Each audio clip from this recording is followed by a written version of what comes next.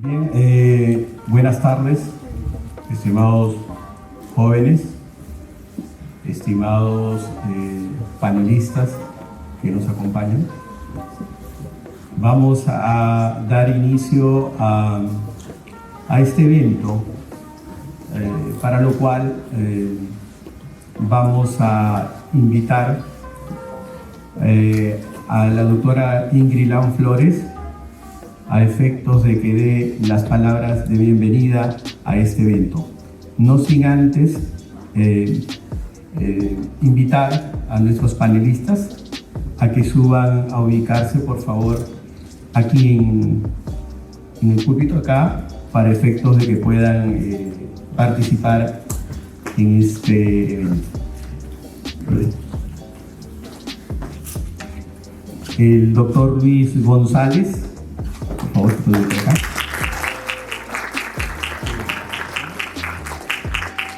La doctora Marilyn Ruiz.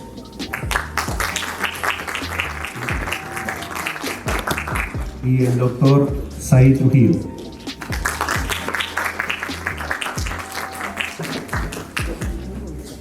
Bien, pueden tomar asiento. Ahora sí invitamos a la doctora Ingrid Lam a efectos de que brinde sus palabras de bienvenida y apertura a este evento académico. Buenas tardes. ¿Sí? Agradezco a los panelistas, a Luis González, a Jessica y a Said Trujillo por haber aceptado la invitación, ¿no?, de este conversatorio de experiencias contables y tributarias. De igual manera, agradecer a mis queridos estudiantes por la presencia del día de hoy. Sabemos que nos encontramos en la Semana del Día del Contador y estos conversatorios les va a ser de mucha experiencia y les va a permitir ampliar y enriquecer sus conocimientos. Así que, chicos, aprovechemos estos espacios. Si tienen alguna pregunta, también lo pueden hacer. Muchas gracias a todos y gracias a los panelistas por haber aceptado esta invitación. Gracias.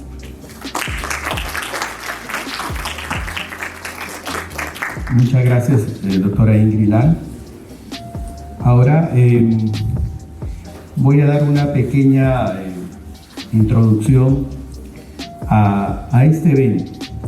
Este conversatorio se hace, digamos, como bien lo ha señalado la doctora Ingrid, en el marco de aniversario de la creación de la profesión contable.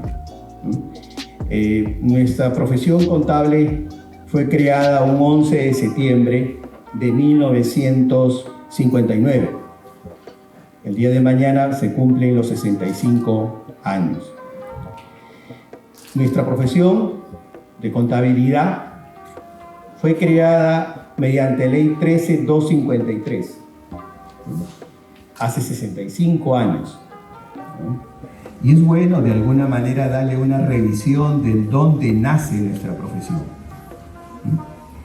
Esta ley de creación de la profesión del contador público tuvo una actualización en el 2007, un poco para adaptar el tema de los conceptos modernos, contemporáneos, que se van dando y que van incrementando cada uno de los productos y servicios que brinda el contador público.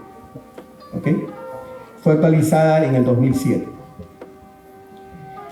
Esta, digamos, celebración debemos tratar de hacerla y celebrarla muchas veces con pasión, porque, ojo, la vida de tu vida va a estar impregnada, tu historia de vida va a estar impregnada por la contabilidad. ¿Okay? Por eso es necesario, de alguna manera, tratar de celebrar estos eventos para generar cierta identidad. Y yo les invito, quizás en alguna ocasión, puedan revisar la ley de creación del contador público. Hace poco estuve en una audiencia judicial y fíjense lo que me dijo un juez. Me dijo, ¿sabes qué? Usted va a actuar ahorita como perito, pero usted no es perito, me dijo. Y yo me acordé de mi ley 28951. Un momentito. Yo no necesito contar con un registro de perito si la ley de creación de mi profesión me faculta a mí para ser perito. Primera experiencia que estamos comentando. Es bonito que la revises la ley porque sacas muchas cosas. Los únicos facultados a firmar estados financieros, ¿quiénes son? Los contadores. Por eso es que nosotros siempre es necesario que hagamos este tipo de eventos para generar identidad, para sentir nuestra profesión, vivirla con pasión. A veces yo lo vivo con mucha pasión.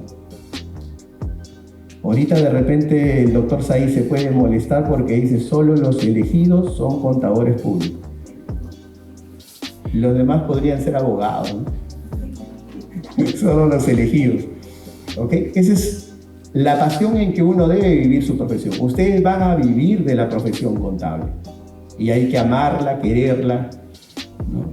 Y la contabilidad es bonito. Fíjense que ninguna otra profesión me ha podido atrapar, más que el tema de la contabilidad. ¿Okay? Entonces, en ese marco, en ese contexto, es que se va a llevar a cabo este evento. Fíjense cómo está organizada la contabilidad a nivel internacional. Nuestra profesión se basa, ¿no?, en normas internacionales. Yo no necesito estudiar nuevamente contabilidad si voy a otro país, porque esas normas internacionales se aplican en dicho país. Fíjense la estructura. Ustedes cuando terminen van a pertenecer a un colegio de contadores.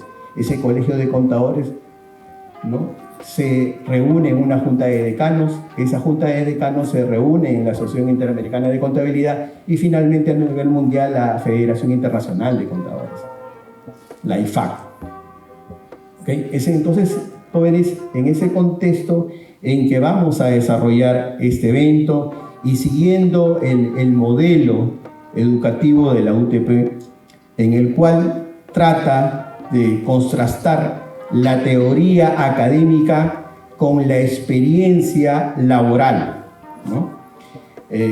Para efectos puede que ustedes tengan una formación integral, ¿no? Es decir, trasladar mi teoría académica hacia la realidad. Porque la realidad donde vamos a aplicar nuestros conocimientos teóricos es muy cambiante, es bastante cambiante. Por ejemplo, llevar la contabilidad de microempresas es un escenario totalmente distinto a medianas empresas, a grandes empresas, dependiendo también muchas veces del nivel de formalidad e informalidad de los negocios. Y para ello necesitamos contar con estrategias, ¿no?, con herramientas de resolución de casos, pero en la realidad. Y para ello hemos invitado a este conversatorio a distinguidos panelistas a efectos de que nos puedan brindar y comentar sus experiencias de vida en el campo profesional. Como sabemos, nuestra profesión es multidisciplinaria y por eso tenemos profesionales de distintas ramas de especialidad que nos van a brindar este apoyo. ¿Ok?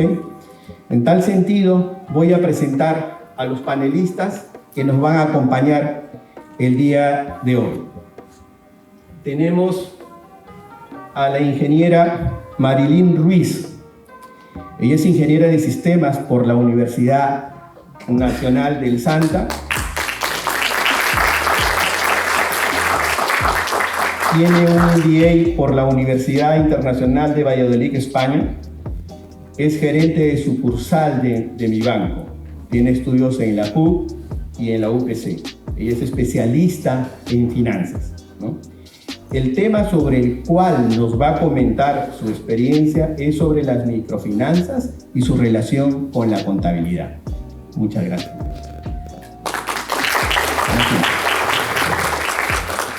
Seguidamente tenemos al doctor Said Trujillo Ripamonte. Él es abogado por la Universidad Nacional Mayor de San Marcos. Él ha trabajado en SUNAT, ha sido ejecutor coactivo, el funcionario que se encarga de cobrar a las empresas. Muchas veces llegaba a cobrar a las empresas donde yo trabajo. Es verdad, ellos van a comentar su experiencia. ¿Ok?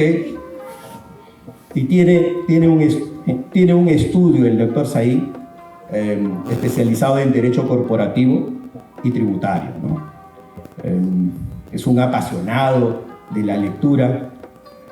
Cada miércoles lo pueden escuchar en diversos eventos que hace siempre con frecuencia, Mentes con Propósito, donde analiza cada libro, ¿no? El Club de las 5 de la mañana, ¿no? No comas solo, algo así, ¿no? Bien. Tenemos, y bien, el tema sobre el que nos va a comentar el doctor Said es sobre fiscalización tributaria. Nuestro siguiente panelista, ya un poco yo de envidia ya cuando llego a leer su currículum, es Luis González Espejo.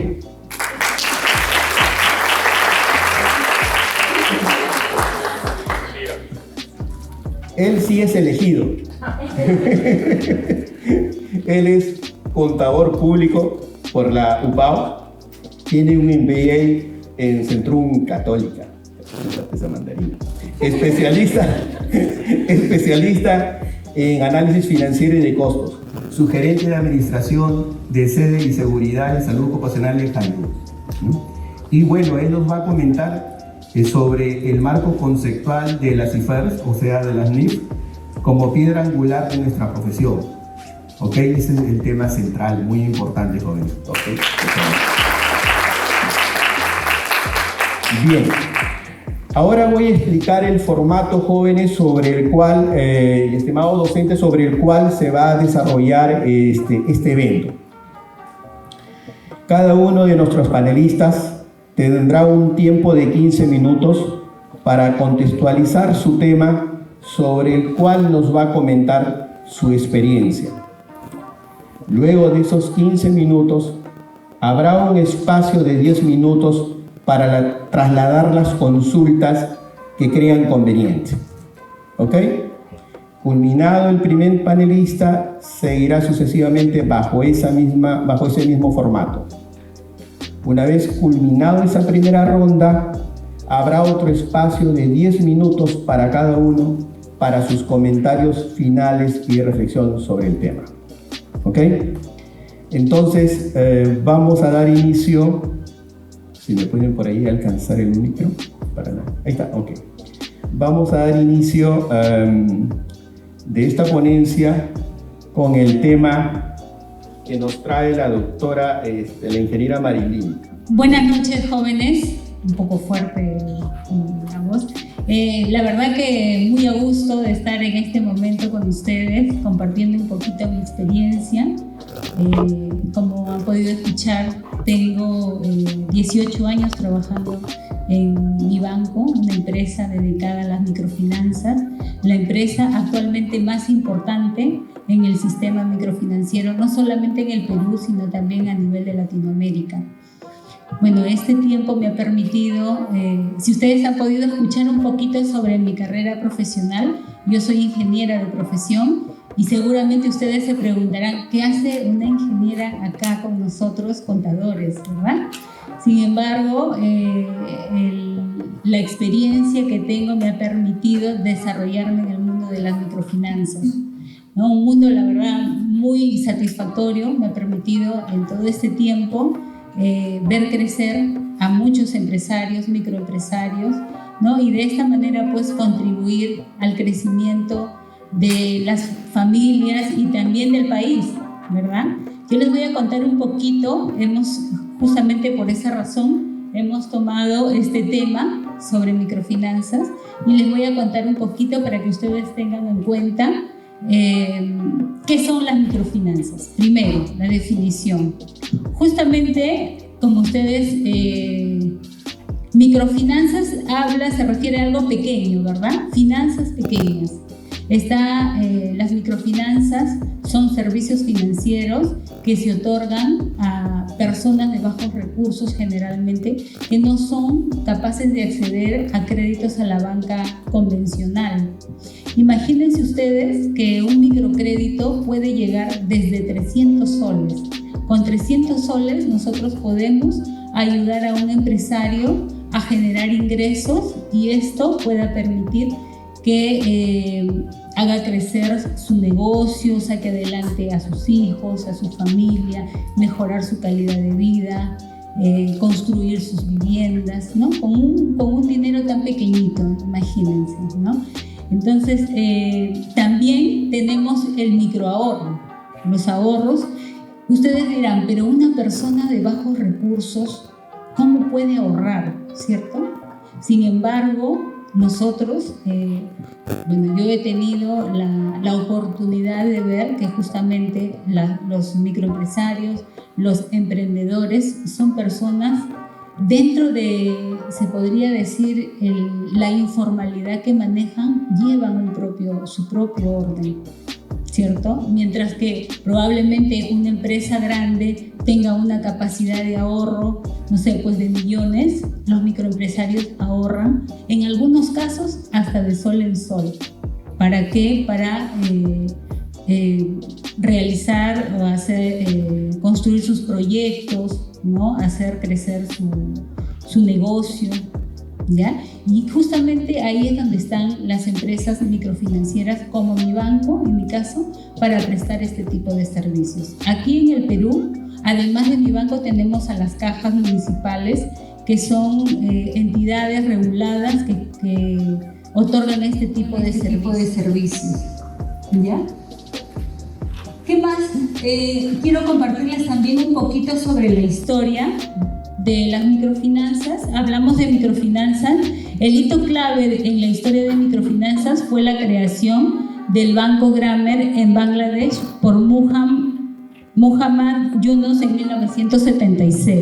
Eso a nivel mundial, ¿ya? Pero si hablamos acá en el Perú, en 1980 y 1990, más o menos, en una época donde el país pasaba por una crisis económica bastante complicada, es donde se desarrollaron las microfinanzas. En aquel momento, seguro ustedes habrán escuchado a sus padres o familiares que el Perú pasó por momentos muy difíciles, incluso una gran cantidad de peruanos decidieron salir del país, dejar el país, porque sentían que aquí no había oportunidades de desarrollo. Entonces, es ahí donde las microfinanzas se hacen presentes, porque así como hubieron personas que decidieron salir del país, existieron también otro grupo de personas que decidieron hacer empresas, y empresas pequeñitas, microempresas, que estaban formadas por, en algunos casos, solamente la mamá, madres solteras que decidieron sacar adelante a sus familias, o papá y mamá que decidieron emprender un negocio, y es ahí donde nacen justamente las cajas municipales, que son los principales actores en el inicio de las microfinanzas, ¿no? Desde ese momento, ahora, desde hace 10 años, el Perú ha sido reconocido como uno de los países donde más se han impulsado las microfinanzas. Y yo les comento que mi banco, como les decía hace un momento, es la empresa de microfinanzas, se ha convertido en la empresa de microfinanzas más importante de Latinoamérica, la cual representa el 30% de la cartera de microcréditos en el Perú. Ustedes dirán, pero el 30% no es mucho, ¿verdad? Sin embargo, si vemos el resto de competidores que manejan este tipo de cartera, que son aproximadamente 13, son los que representan o contienen la diferencia, que es el 75%. O sea, estamos hablando de que los demás competidores solo manejan aproximadamente un 5% de la cartera de microcrédito, ¿no? Hablamos principalmente del microcrédito porque es el principal servicio que ofrece las microfinanzas. Como les comenté hace un momento, También tenemos el microahorro y desde hace algún tiempo los microseguros, pero principalmente si hablamos de microfinanzas, hablamos de microcréditos. Entre algunas cosas importantes que nos traen las microfinanzas, podemos mencionar a la inclusión financiera. Ustedes se pueden imaginar que un empresario o un microempresario en su momento o actualmente inclusive, ¿no?, pueda acceder a la banca tradicional, visitar, por ejemplo, por mencionar un nombre de un banco, BCP, para solicitar un préstamo de 300 soles. ¿Ustedes se pueden imaginar? No, ¿verdad? Seguramente que, no sé, si llegamos con esa propuesta al BCP o a una de los bancos de la banca comercial, nos diría, oye, pero 300 soles. Y justamente las microempresas, las instituciones de microfinanzas otorgan este tipo de préstamos, ¿no? Por eso es importante las microfinanzas, porque nos permite una inclusión financiera para las personas de bajos recursos que no tienen posibilidad de acceder a créditos en la banca comercial. Además, reduce la pobreza, porque como les comenté hace un momento, como nos pasó en aquel tiempo entre 1980 y 1990 que empezó el boom de las microfinanzas en el Perú, muchas empresas que iniciaron o microempresas que iniciaron en aquellos tiempos ahora se han convertido en grandes empresas. Esos préstamos pequeñitos han ido dando sus frutos y en la actualidad permiten inclusive dar empleo a otras personas y se han ido formalizando. También es importante porque por el empoderamiento económico de las mujeres. Tal vez ustedes no conozcan, pero les comento que generalmente las empresas chiquitas están dirigidas, o las microempresas están dirigidas por mujeres, y son las actoras principales en este mundo de las microfinanzas, porque son las que administran esos pequeñitos negocios. Su impacto es positivo en la economía nacional, puesto que si es que el negocio crece, la familia crece, mejora la calidad de vida y esto impacta de manera positiva en el crecimiento económico del país. Ya eso, chicos, tengan siempre en cuenta que las microfinanzas, a pesar de que aparentemente son negocios muy pequeñitos, son las microempresas mueven el país. Justamente esos microempresarios, esos pequeños microempresarios son los que mueven la economía.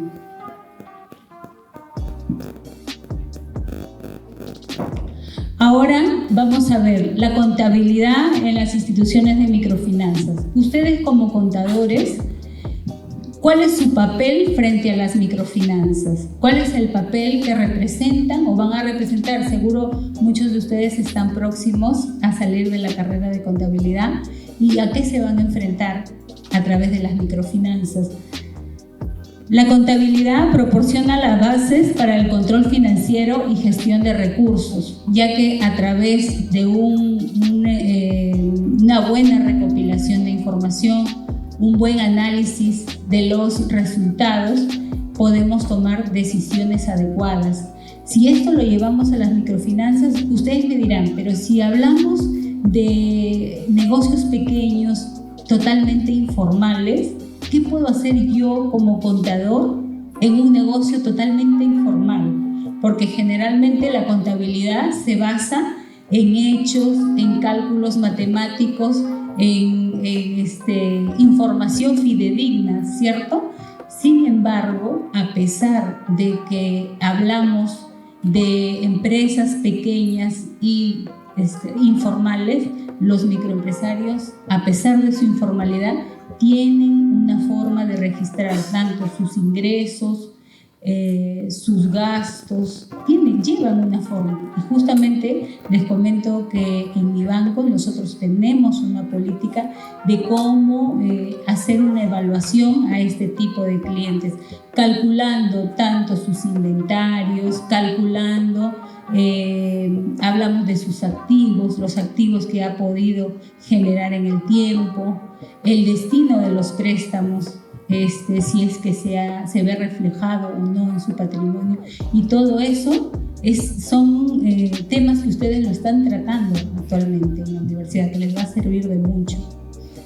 ¿Ya? ¿Qué más? La evaluación de la solvencia de los prestatarios. Es muy importante identificar la capacidad de pago de los clientes, de los prestatarios. ¿Por qué? ¿Qué pasa si yo otorgo un préstamo sin medir adecuadamente la capacidad de pago del cliente? ¿Qué puede pasar? Que este cliente en su momento no tenga la solvencia económica para cubrir la cuota, y esto lo lleve a que se empiece a atrasar en sus pagos y posteriormente a tener problemas en el sistema financiero, inclusive hasta que pueda quebrar con su negocio, ¿no? Transparencia y cumplimiento normativo, porque la contabilidad nos permite cumplir con las normas legales. En este caso, en el Perú, la empresa que regula a las instituciones de microfinanzas es la SBS. Y ustedes como contadores tienen que conocer todos los reglamentos que nos permiten, pues, cumplir con la SBS. Seguimiento del rendimiento financiero nos va a permitir calcular tanto los gastos financieros, los costos financieros, para poder tomar decisiones adecuadas, ¿sí? Y también cálculo de tasas de interés y costos operativos. También la contabilidad nos permite hacer un cálculo de las tasas de interés que nosotros podemos ofrecer a los clientes, ligado a los gastos operativos. Llegar a un equilibrio ganar-ganar, ¿no? Que la empresa gane, pero también que permita que el microempresario se pueda desarrollar, que no sea una tasa de interés solamente para que la empresa gane, sino también para que el microempresario se pueda desarrollar. Bien, vamos a pasar al rol de consultas de 10 minutos. Vamos a pasar al rol de consultas de 10 minutos, ¿ok?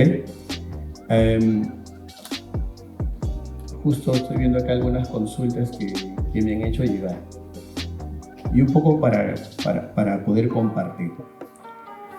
En algunas ocasiones, medianas empresas, ni siquiera hablamos de microempresas, medianas empresas, Julio, ¿sabes qué? Me tienes que hacer un estado financiero más o menos solvente, que pueda soportar el análisis de los bancos. En algunos casos, personalmente, he cedido cuando se tratan de estados financieros situacionales, es decir, los que son intermedios o cortados a cierta fecha. Pero creo que a lo mejor no debería ser. Quizás sea un criterio malo.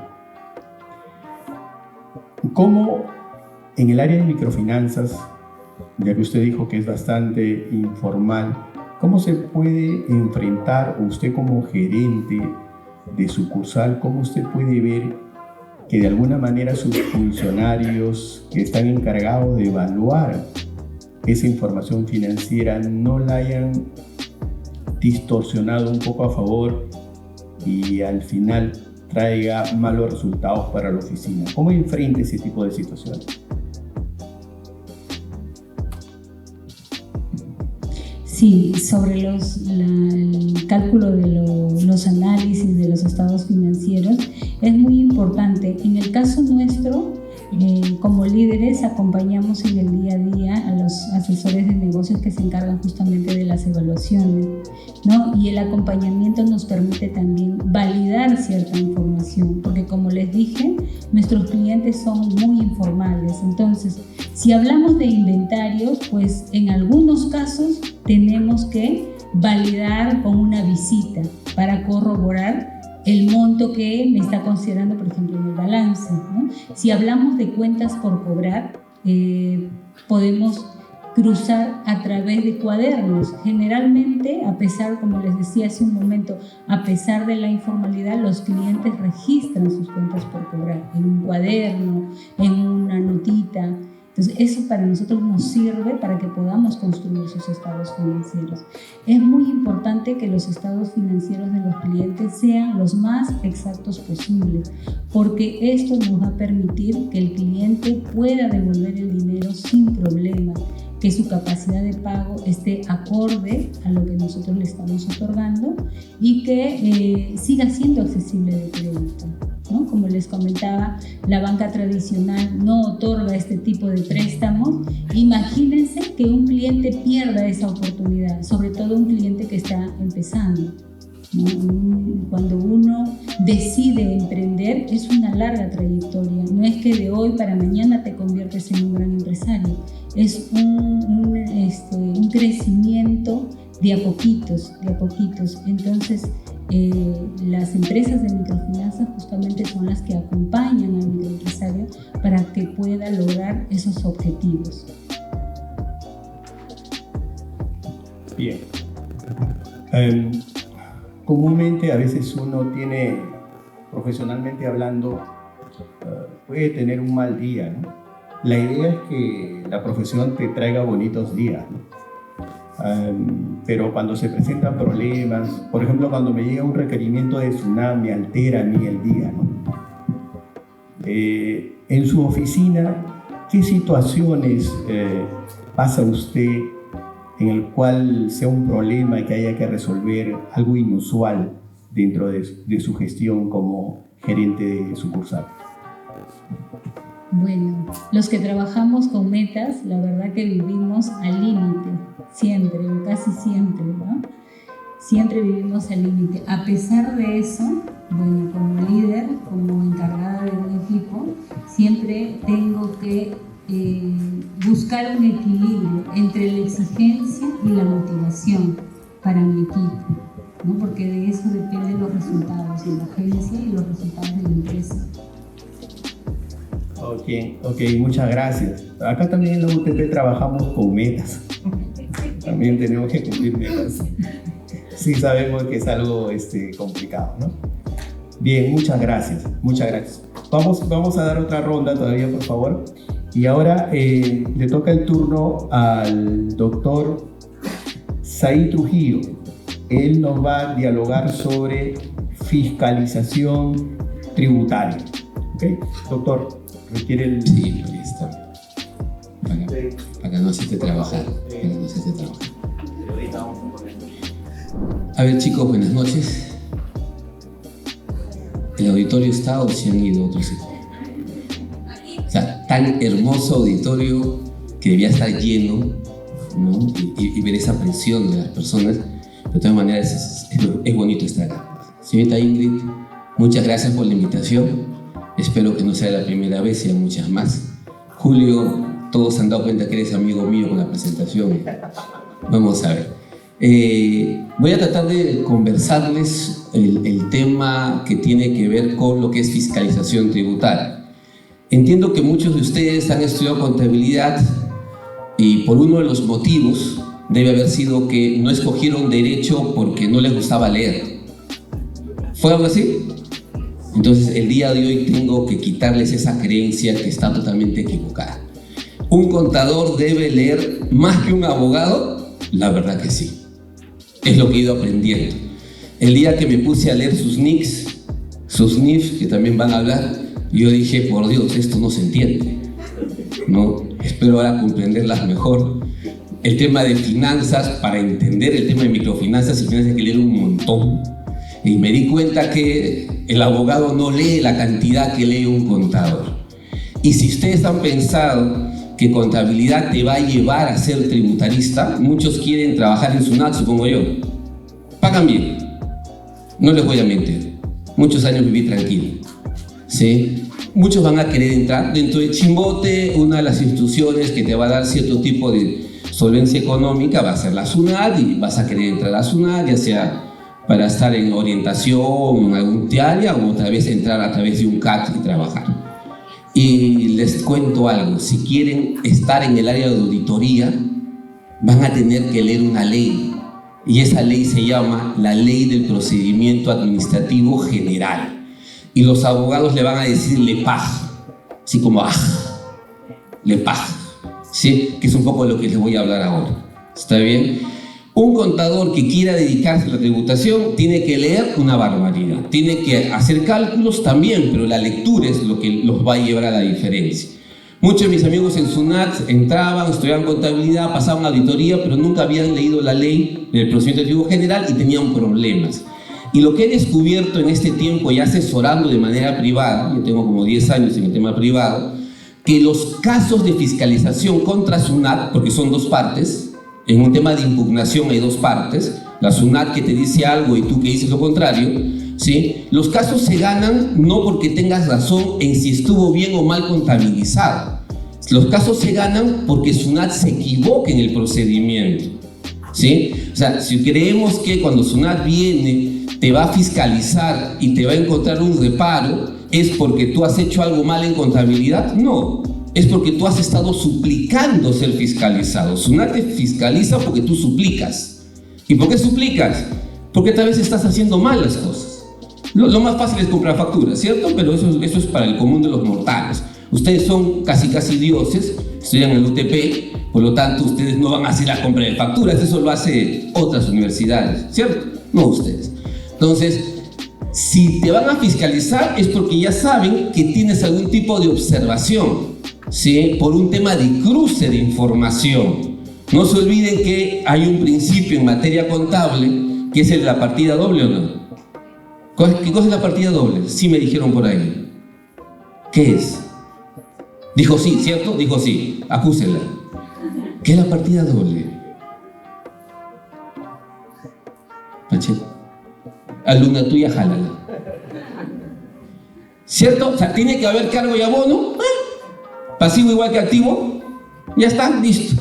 Por lo tanto, lo que para ti es pasivo, para el que te vendió, ¿qué cosa es? Activo. Por lo tanto, si tú lo pones en tu pasivo, el otro tiene que ponerlo en qué. Y por lo tanto, si él no lo declara y tú lo declaras, ¿a quién van a llamar? Al otro. Simple. O sea, es un cruce de información. Por eso SUNAT te fiscaliza. No te fiscaliza porque alguien te echó la culpa de algo. Te fiscaliza porque encuentra inconsistencias entre lo que dice tu comprador o tu vendedor. Y punto. Y te van a llamar por ese tema. Por lo tanto, cuando ya SUNAT te llama, ya sabe que hay un problema. Y ya sabe dónde está el problema. Y ganarle en ese tema no va a ser muy fácil. Puede darse sí en un tema de fondo, pero principalmente son por temas de forma. Porque ahí sí hay problemas. Los contadores no se preparan en materias legales y cometen muchos errores de procedimiento. Por eso lo que yo le quiero hablar es, vamos a navegar un poco sobre la fiscalización. Y lo que vamos a ver rápidamente es un tema de procedimiento. Y entonces, ¿qué tiene un procedimiento administrativo? Una fiscalización también es un procedimiento administrativo. Primero, tiene un inicio. No sé si con esto lo voy a ver. Ahí está. Tiene un inicio. Como cualquier barco en algún lugar parte. ¿Está bien? Tiene un lugar donde iniciarse. Puede ser que alguien te ordena iniciarlo, puede ser que alguien denuncia, puede ser que tú decides iniciarlo. La SUNAT, por lo general, decide iniciar los procedimientos porque el cruce evidenció una inconsistencia. Todo procedimiento tiene una etapa de instrucción. En esa etapa de instrucción, lo que va a hacer la administración tributaria, llámese SUNAT, es ver si es verdad lo que tú has declarado. No se olviden que todo empieza por una declaración, lo que ustedes aprenden en tema del 621 y demás. Es decir, una declaración tributaria, cuando tú le dices a la SUNAT lo que ha sucedido. ¿Qué va a hacer SUNAT? Va a verificar si es verdad o no. ¿Y cómo va a verificar si es verdad o no lo que tú has dicho? Realizando algún tipo de acto o algún tipo de diligencia. Ahorita vamos a ver cuáles son. Y cuando ya la SUNAT te haya revisado, ya se haya convencido de que has mentido, porque si no, no te ha llamado, que has mentido, lo que va a hacer es poner fin a ese procedimiento. Y tal cual Titanic, vas a dejar morir allá. ¿Ya? Porque así lo pudo salvar, ¿sí o no? SUNAT te podría salvar, pero te va a dejar morir. Y cuando tú vayas y le digas, pero yo creo empleo, le va a decir, ¿y? Pero yo muevo el país, ¿y? Yo soy funcionario, tengo que cumplir función, tengo que dejarte morir. Y te va a dejar ahogar en ese frío. No he visto la película, por lo visto, ¿no? Qué mal. O hablamos intensamente para que eso siga más actualizado, no sé. Entonces, todo procedimiento administrativo tiene un inicio, tiene una etapa de instrucción y tiene un fin o conclusión. Cuando vayan y estén tal vez en algún procedimiento administrativo contra el SUNAT, le dicen, ¿estamos en el inicio? ¿Estamos en la instrucción? ¿Estamos en el fin? Y el SUNAT te va a decir, ¿qué estás hablando? Es que yo estoy en otro level, vengo de la UTP, le dice. ¿Sí? Vino un conversatorio. Esto es el esquema de todo procedimiento administrativo, ya sea en Tindecopi, ya sea Sinermin, ya sea Obsitel, ya sea SUNAT, ya sea cualquier entidad, hasta una entidad como la universidad. ¿Está bien? Esta ley rige cualquier entidad pública y las privadas que tengan un tema de servicios públicos. ¿Cómo es el procedimiento ya de fiscalización en sí? Elección tributaria en sí.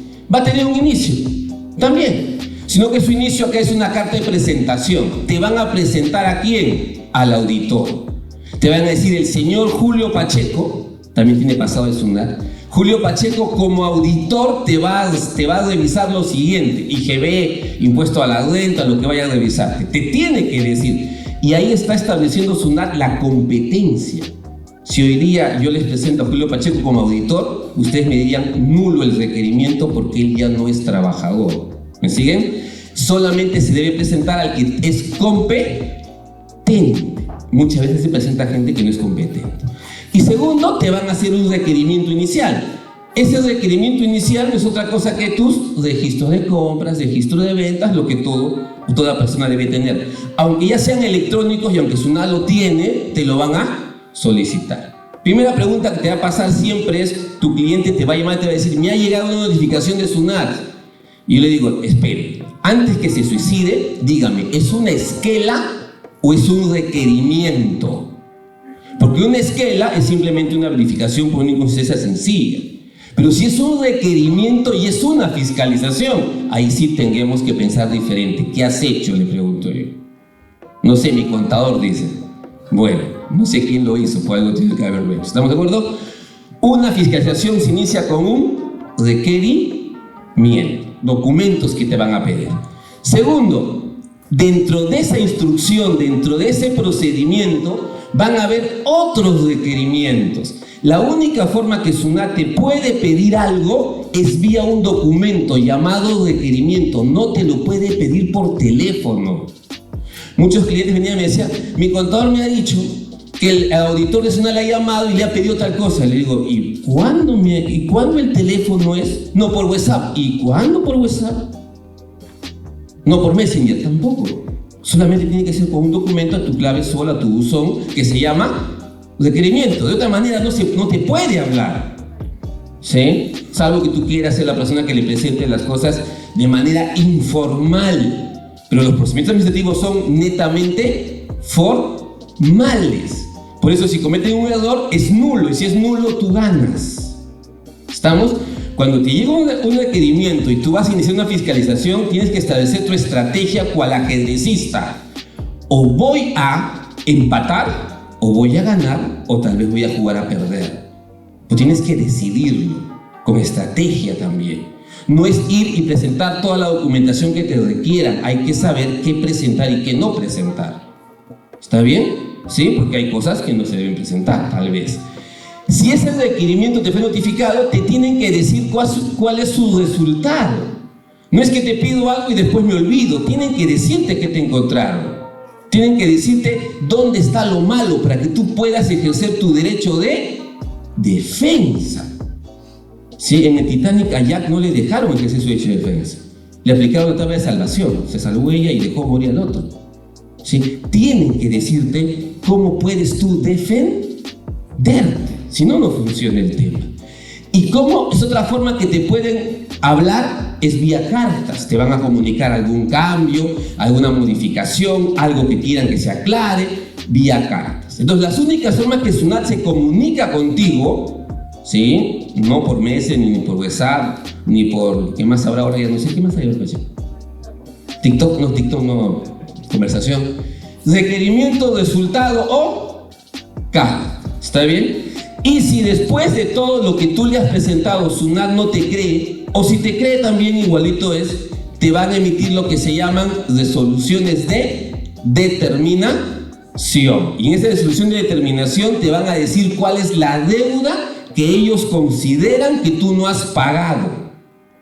¿Sí? Y como no has pagado y has mentido, has mentido, te van a notificar una resolución de multa indicándote la sanción por tu mentira. Tengan presente algo, ¿sí? En el Perú no hay prisión por deudas.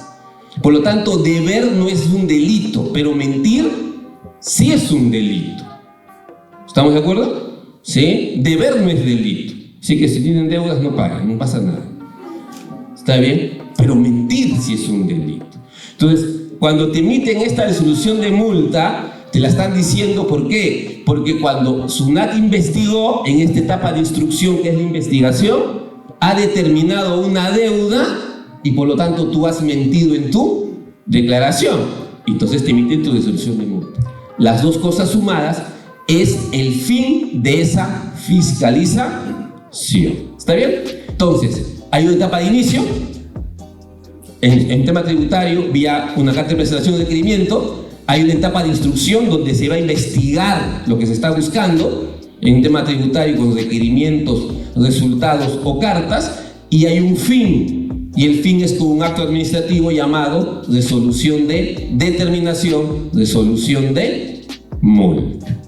¿Sí? Con eso podemos empezar un poco las preguntas y dejo mi última para el final.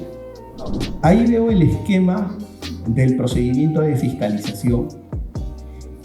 Y la pregunta sería, tiene un inicio y tiene un fin. Supongamos que dentro de la sustentación de instrucción, la SUNAT le da un requerimiento y siempre pone un plazo. En todos los requerimientos hay plazos para presentar la documentación. Pero ¿qué sucede? Que ya se venció el plazo, pero aún no termina el procedimiento de fiscalización. ¿Es relevante que aún pasado el plazo yo presente la documentación o ya fui?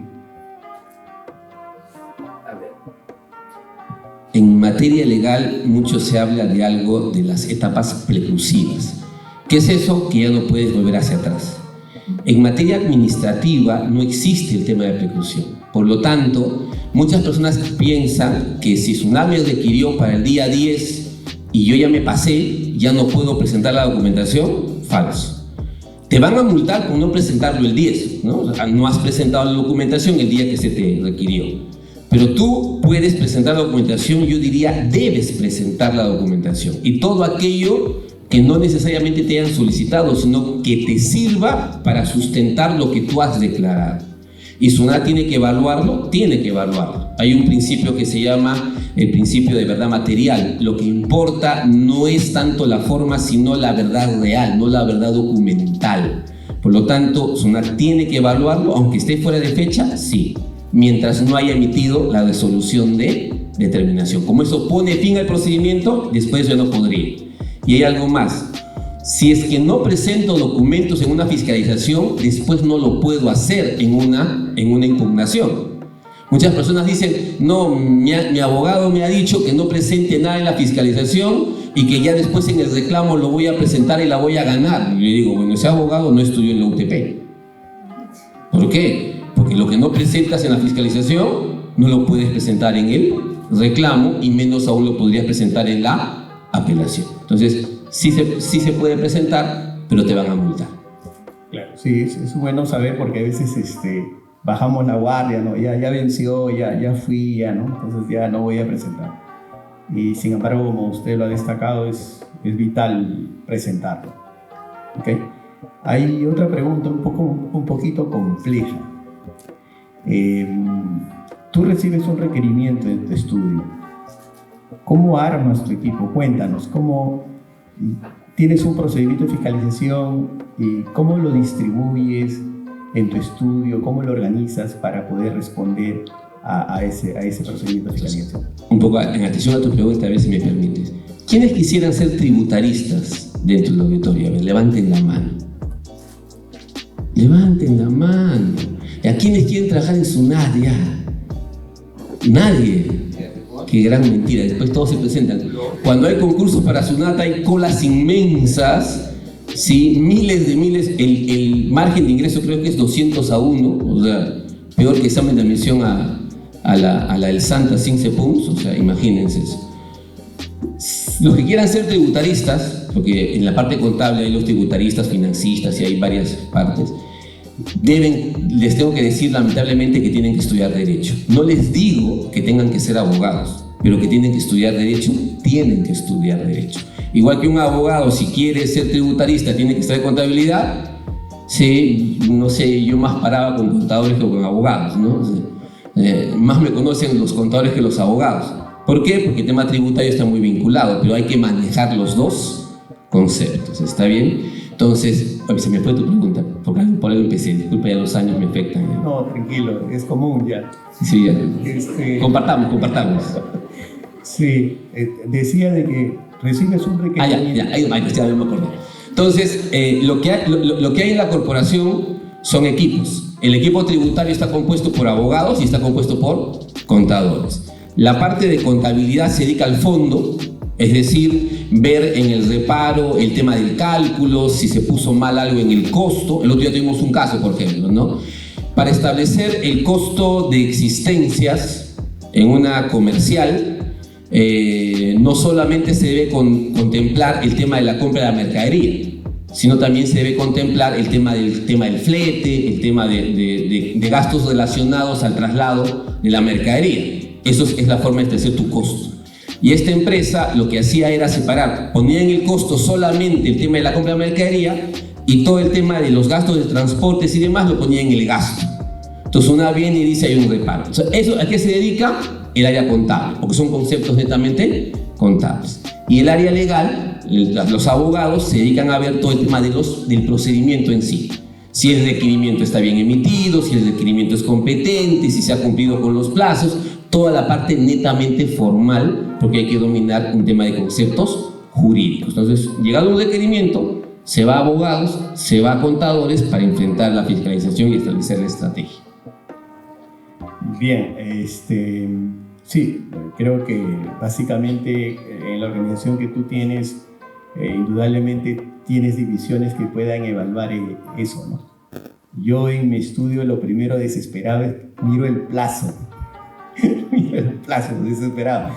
Llamo a mi asistente, están al día y como siempre muchas veces no están al día, a pedir plazo, lo primerito que se ocurre. Prórroga el vencimiento.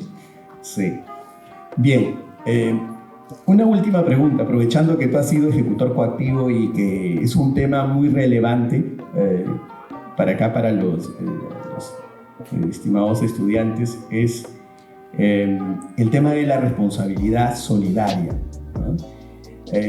¿Nos podrías definir así rápido en qué consiste la responsabilidad solidaria de los representantes legales?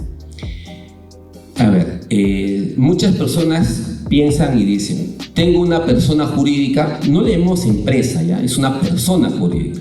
La persona jurídica es una cosa, la persona natural es otra cosa.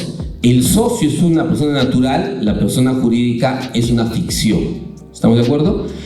Las deudas que tenga la persona jurídica no le son competentes al socio. Las deudas que tenga el socio no le son competentes a la persona jurídica. Eso se llama separación de bienes. ¿Está bien? Hay una separación ahí de activos y demás. Entonces, pero el gerente sí puede llegar a tener cierta responsabilidad, no los socios, pero sí el gerente. ¿Por qué el gerente? Porque el gerente tiene la potestad de decidir sobre la empresa, a quién nombrar contador, qué contabilidad llevar, cómo hacer las compras y demás. Decide hacer los pagos o no hacer los pagos tributarios, impuestos y demás.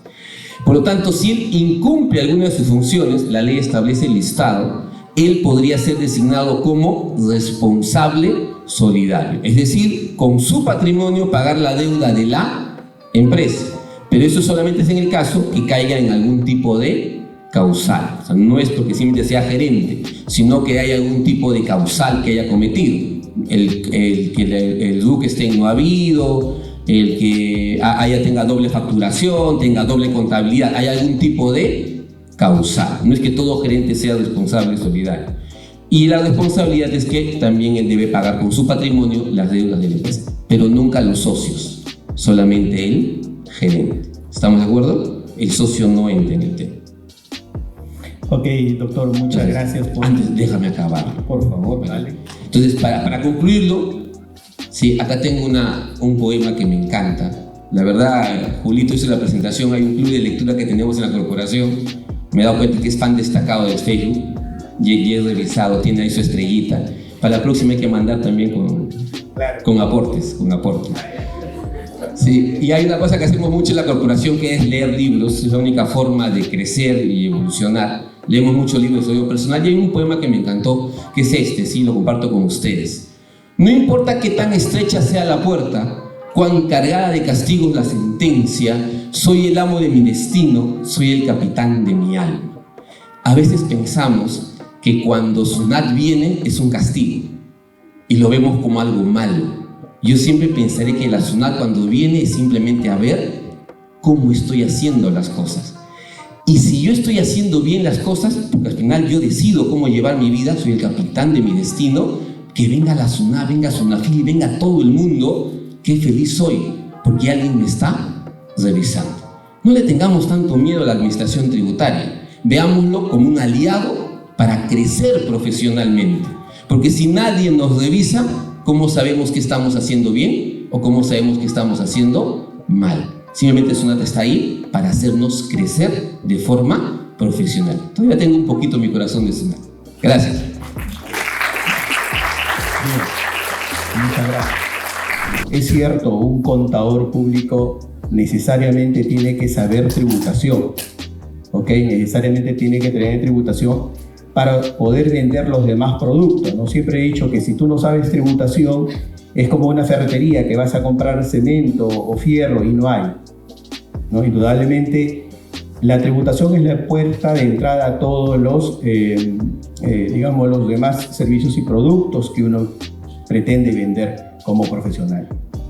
Sin embargo, ahorita vamos a ver lo que es el núcleo duro de la profesión y que muchas veces lo tratamos de huir un poco a ese núcleo duro de la profesión, porque obviamente está muy vinculado al tema de las finanzas.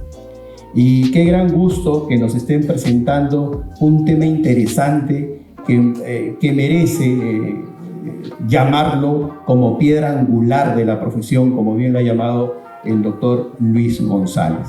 Tiene usted el uso de la palabra, doctor. Estaremos ahí coordinando. Muchas gracias, Julio, pero te puedo corregir de que no soy doctor todavía.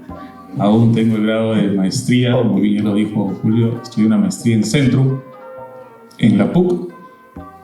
Y lo que quiero conversar el día de hoy con ustedes es algo que siempre, algunas caritas que veo por acá, que han sido mis alumnos o alumnas, siempre les reclamaba y les decía de que si quieren entender contabilidad tienen que entender o leer el marco conceptual.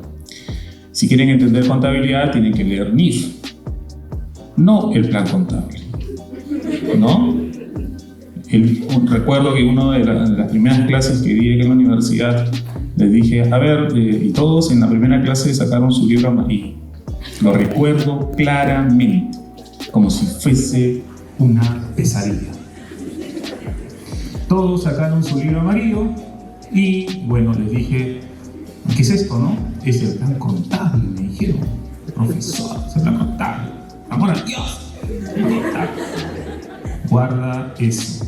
Nunca más me lo muestres. Porque les confesé, y el tema que les estoy trayendo el día de hoy es algo, guarda eso, por favor. Anticristo. El tema que les he traído el día de hoy es un dolor que yo he pasado. Es un dolor que yo he sufrido y es un dolor que veo que puede estar en muchas escuelas de pregrado. Y está hasta en niveles de posgrado. Así que compartamos el dolor, ¿no? Y por eso lo he denominado como una piedra angular de nuestra profesión, el marco conceptual. Y el marco conceptual es una clase de finanzas. Si ustedes leen el marco conceptual, que espero lo lean o lo hayan leído, cuando lean el marco conceptual van a entender que es una clase de finanzas. El contador no solamente se encarga de hacer cargo y abono, quien piensa que la contabilidad es un cargo y un abono, pues ahí me quedo. No es la profesión contable hacer cargo y abono, ¿no? Nosotros somos los principales asesores de las gerencias generales, de los accionistas. Somos responsables. Por algo tu firma va a estar en el estado financiero, en el estado de situación financiera. Y no es gratis, ¿no? Tiene mucho conocimiento. Entonces, si quieres entender las NIF, pues tienes que leer el marco conceptual. Ese pequeño libro, ese pequeño compendio que tiene 3 partes. Está en formato digital, es gratuito, lo que nos gusta, gratis, ¿no? Que no cueste, que sea gratis. Tiene 3 componentes, se los presento. ¿Cómo es esto? Pues está acá, ahí está. Parte A, la parte B de la norma, la parte B que tiene ejemplos y la parte C que tiene un tema de discusión de toda la profesión contable. Pero yo no he venido a dar una clase de IFRS. No he venido a dar una clase de IFRS. He venido a compartir mi dolor, mi experiencia, así como ustedes están sentados en este momento. Yo hace 20 años, porque exactamente en el 2024 cumplo 20 años de egresado de las aulas de pregrado, donde tenía este dolor o este problema de no entender la contabilidad, y vino a mis hermosas y delicadas manos el marco conceptual. Y el marco conceptual tiene 3 principales momentos. Que la información nos dice que tiene que ser objetiva, útil y limitaciones. Y esto les va a llevar, si es que todavía no llevan clases o el curso de IFRS, o están por llevarlo, a todas las preguntas que no entiendan, le van a responder con este párrafo a su profesor. ¿Ah? Primero, la información tiene que ser objetiva, es decir, tiene que ser útil para inversionistas, prestamistas y otros acreedores. La SUNAT será... ¿le daremos información a la SUNAT? ¿Los estados financieros serán importantes para la SUNAT? No me digan ni sí ni no, solamente levanten la mano y respondan la cabeza. ¿La SUNAT le interesará a nuestros estados financieros bajo IFRS? ¿Son usuarios de la información financiera para empezar? ¿La SUNAT? ¿Quién dijo sí, por favor? Por acá dijeron sí, por ahí dicen, por algunos dijeron no. Bueno, la SUNAT no es usuaria de la información contable. A la SUNAT no le interesan nuestros estados de situación financiera. A ellos te piden el registro de compra, registro de ventas, libro diario, balance de comprobación, tu libro caja, tus facturas, toda tu información de libros auxiliares. Los estados financieros bajo IFRS no es una información que a la SUNAT le interese. Tiene que ser útil. Así como nuestras vidas en este mundo, útil. Nosotros somos útiles a la sociedad. Entonces los estados financieros también tienen que ser útiles. Y lo que nos dice o nos puede mover un poco el párrafo 1.7 es que no están diseñados para mostrar el valor de la entidad. Es decir, si una empresa dice en su patrimonio que vale $1 millón, no le crean.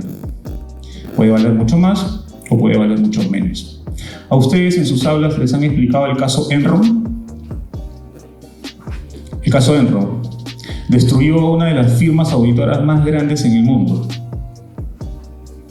Los que han llevado conmigo algún curso les pedí que lean esto, entiendan un poco lo que pasó con la famosa contabilidad creativa, ¿no? Convertir gastos en activos. Google y encuentren el caso Enron. Creo que también ha cumplido algo de 20 o 25 años esta empresa americana que destruyó una de las firmas auditoras más grandes del mundo, Arthur Andersen. Y las limitaciones. ¿Qué nos dice el marco conceptual sobre las limitaciones? Nos dice, la visión del marco conceptual de la información financiera es ideal, es improbable que se alcance en su totalidad, al menos no en el corto plazo, porque lleva tiempo comprender, aceptar e implementar nuevas formas de analizar transacciones y otros sucesos. Es esencial establecer una meta. Y lo repito, lleva tiempo comprender, aceptar e implementar nuevas formas. Por eso, cuando yo leí este párrafo, y una de las primeras cosas que hice en las clases con los alumnos de la universidad es que desechen el plan contable, que se olviden de cargar a la 60, 40, ¿así es, creo? No me acuerdo de los códigos. Pero que se olviden un poco del plan contable, porque es fácil entender una transacción en base a su esencia, ¿no? En códigos. Hace un rato comentaban, creo que tú comentabas, Julio, si ustedes tienen conocimiento de IFRS y conocimiento del marco conceptual, van a trabajar donde ustedes quieran en cualquier parte del mundo. Pero si van con su libro amarillo a España, muy contentos de hacer un asiento contable, pues no lo van a entender. No los van a entender. Encima le van a decir, oye, regístrame una compra, y ustedes dicen compras. Y ellos van a decir, chaval, son existencias o inventarios, no es compras. Entonces, los hechos o transacciones económicas se registran en función a la realidad del evento, no en función a una factura o en función a si me pago o no me pago. Yo siempre les digo sustancia antes que forma, ¿no? Sustancia antes que forma. Y como la información es gratis, como nos gusta todo gratis, siempre recomiendo que lean estas dos páginas web. ifrs.org, totalmente gratis, como les gusta. iasplus.com, totalmente gratis, como les gusta. Tomen foto, tómense un selfie, juren por la Virgen María, el Espíritu Santo y todos los santos que todos sus pecados van a ser redimidos al momento de leer esas dos páginas. A ver, ¿qué me pasaba a mí, no? Les comentaba del famoso cargo y abono, debe haber, plan contable. Les digo que su profesión, esa hermosa profesión que ustedes han elegido, es una ciencia pensante, que está en constante evolución, así como la medicina. Ahora ya no te abren mitad del cuerpo para operarte, sino que haces una cirugía laparoscópica, ¿no? Hay cirugías artísticas, vamos a llamarla así, pero muchas de las ciencias van evolucionando. ¿Por qué no nuestra contabilidad o nuestra profesión? Por eso yo les digo que la contabilidad es una ciencia pensante que está en constante evolución, que no se limita a su famoso libro amarillo. Por ello es que deben analizar transacciones sin la necesidad de sus asientos contables, ¿no? Memorizar que una compra es así, que una factura es así, y si al evento, al hecho económico de una venta les dicen que tienen que aplicar NIF 15, pues su cerebro no se debe quedar en modo pausa, ¿no? Sino que tienen que analizar la transacción. NIF 15, recuerden que tiene 5 grandes y hermosos momentos, ¿no? Los famosos 5 pasos.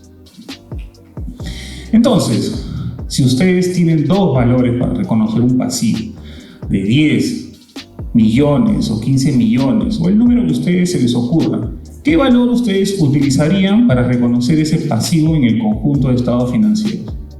¿10 o 15? Ustedes tienen una transacción que reconocer un pasivo y les dan 2 números. Les dicen, oye, yo tengo una transacción de un pasivo y tengo 2 importes, 10 y 15 mil. ¿A qué valor ustedes reconocen ese pasivo? ¿A 10 o a 15? ¿Qué dice el famoso principio de prudencia, ¿no? Que también yo un poco lo critico porque en realidad el marco conceptual tiene mucha información sobre los principios de contabilidad generalmente aceptados. El principio de prudencia nos dice que un pasivo debería reconocerse a su mayor valor, a 15.000. Pero no es así. No se registra ni el mayor o el menor, ni ninguno, o aplico el párrafo 1.11, el que les dije hace un momento. Me nublé, no lo sé, profesor, ¿no? Me limito al párrafo 1.11 del marco conceptual. No, para reconocer un pasivo va a depender porque existen técnicas de medición para poder reconocer un pasivo, no necesariamente a su valor nominal, sino al hecho de la transacción. Y acá lo que les decía de la NIF 15, ¿no? Que está dentro de la constante evolución de nuestra profesión.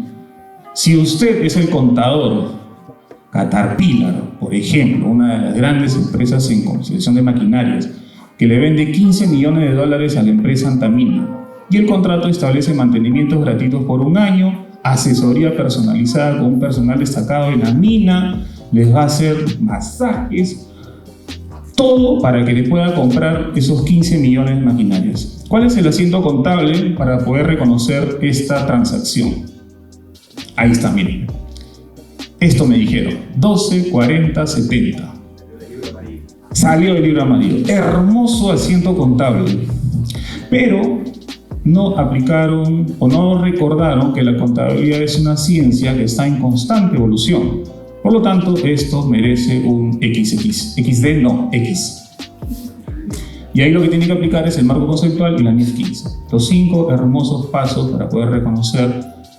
Y lo más hermoso es que esta transacción tiene obligaciones de desempeño, ¿no? Los famosos compromisos que uno tiene que cumplir con el comprador. Entonces, ¿para qué me sirvió o para qué sirve el marco conceptual? Otra cosa que quiero comentarles, cuando yo implementé IFRS en Hailu, porque fue partícipe del equipo que implementó las IFRS en la compañía, y adicionalmente en ese mismo momento también implementamos SAP, recuerdo, 2011. 2011 fue el último año que vivimos en la informalidad. Y en el 2012 nos casamos con las IFRS, borramos todos nuestros pecados y dijimos borrón y cuenta nueva. E hicimos una adopción de IFRS full, y a veces implementamos SAP. Y esto nos llevó a decir, oye, pero ¿para qué sirve o cuál es el propósito del marco conceptual? Porque les decía que el marco conceptual es como una clase de finanzas. Primero, que tenemos que tener claro que el marco conceptual nos brinda la definición de los 5 elementos que están en los estados financieros, sobre lo cual ninguna NIF debe contradecir esos 5 conceptos. Es como la Biblia, ¿no? Y que ninguna iglesia debe contradecir esos 5 elementos. ¿Cuáles son esos 5 elementos? ¡Cri, cri! Esos 5 elementos son activo, pasivo, patrimonio, ingreso y gasto. Ninguna NIF, ninguna norma contable debe contradecir estos 5 conceptos. ¿Quién fue que hizo una contradicción o creó sus propios conceptos sobre estos 5 elementos? Fue Enron, con la participación de Arthur Andersen. ¿Dónde están? No existen, ¿no? Segundo, ayuda a preparar políticas contables, porque en ausencia de alguna norma, lo que debe hacer el contador, es decir, ustedes, si es que no existe una política para poder tener una transacción, deben definir una política contable. ¿Y qué es una política contable? Es un conjunto de procedimientos o de lineamientos que la contabilidad debe seguir en la compañía. Entonces, ¿dónde está eso? En la NIC 8. Nuevamente, respetando los 5 definiciones de los elementos del marco conceptual. Y ayuda a entender e interpretar las normas internacionales de información financiera. Recuerden, y nuevamente, y disculpen que sea cargoso, espeso, antipático, chinche, etc.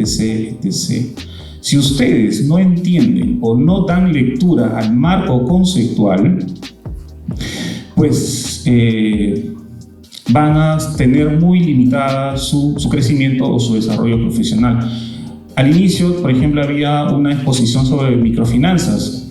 ¿Qué norma tendremos ahí en microfinanzas? Que ustedes, si eligen ir por el camino de las microfinanzas o de las finanzas, tienen que leer sí o sí. No se escapan de la NIC 23 y la NIF 9. NIC 23 y NIF 9. Y adicionalmente, la NIC 1 que ustedes han aprendido o que están aprendiendo, les doy un chisme. Ya no sirve. ¿Por qué? Porque en el 2027, ¿sí? 2027 va a salir o tienen que ustedes ya aprender la NIF 18. La NIF 18 reemplaza a la NIC número 1. Por eso yo les decía a uno de los estudiantes, lo que ustedes han aprendido acá puede ser que ya no sirva cuando estén en el ejercicio de la profesión. Es importante que cultive el tema de la lectura. Al día que ustedes egresen de las aulas universitarias, no va a significar que, por fin, no veré a esos profesores benditos, por no decir otra palabra. Ya no los volveré a ver. No, van a tener que seguir estudiando, seguir leyendo y seguro verán otras caras malas de otros profesores. ¿Ok? Entonces, sigamos. ¿El marco conceptual es una norma? No, no es una norma. Ningún contenido prevalece sobre ninguna norma o requerimiento. Sustancia antes que forma. No se olviden, sustancia antes que forma. Hecho económico o transacción prima sobre cualquier forma o sustancia legal. Un alumno me decía, la contabilidad es una ciencia exacta. ¿Qué? Casi me desmayo. ¿Dónde has aprendido eso? La contabilidad no es una ciencia exacta. No es que la factura dice $1 millón, por lo tanto tengo que registrar $1 millón. No, tienes que revisar si realmente hay una transacción real, si es que, por ejemplo, has transferido derechos o no, si hay control o no hay control. Entonces ahí va, ¿los estados financieros son exactos? No, los estados financieros no son exactos. Se basan en estimaciones, juicios y modelos. Ustedes van a trabajar mucho con estimaciones, muchísimo con estimaciones. ¿Y está mal que trabajen con estimaciones? No, porque lo que se tiene que reflejar es la realidad del negocio. Y los negocios, como sus vidas, como nosotros, estamos expuestos a riesgos e incertidumbres. Y la compañía, la empresa o la organización tiene que registrar o contemplar esos riesgos o esas incertidumbres. Por ejemplo, si yo el día de hoy hubiese traído, no sé cuántos somos, 500 empanadas, ¿quién me asegura que me van a comprar las 500 empanadas? ¿Quién me asegura que me van a comprar las 500 empanadas? Nadie. Nadie va a asegurar que me puedan comprar las 500 empanadas, por más ricas, deliciosas, grandes y hermosas y baratas que sean.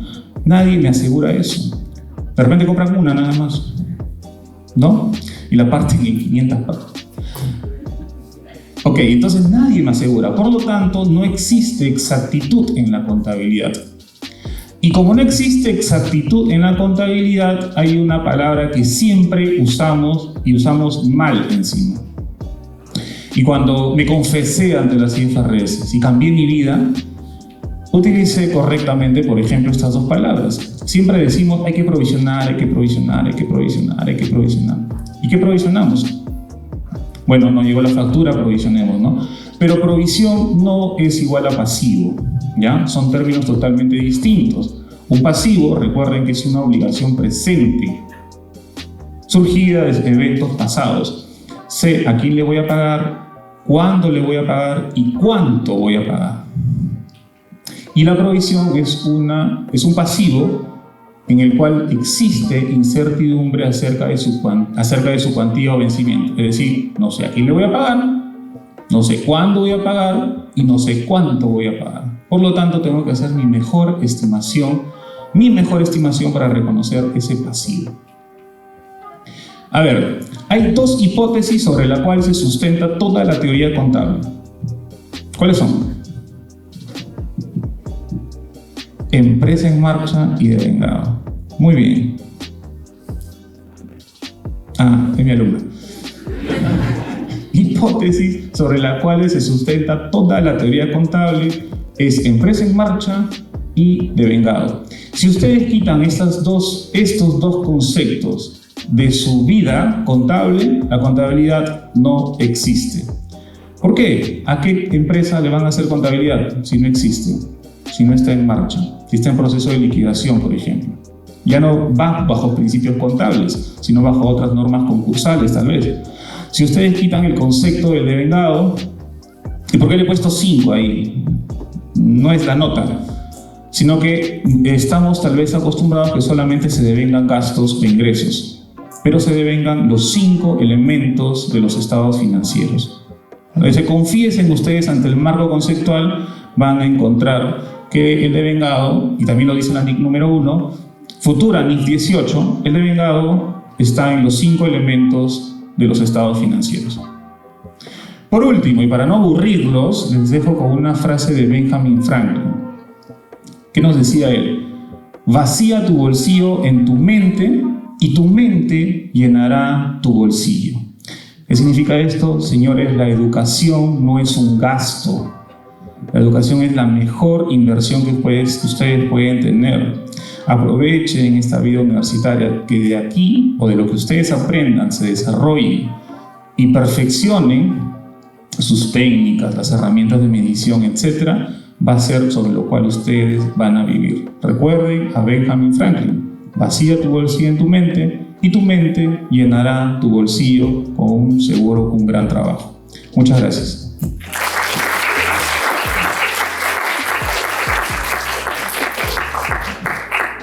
Ok, muchas gracias, Luis, por tu excelente exposición.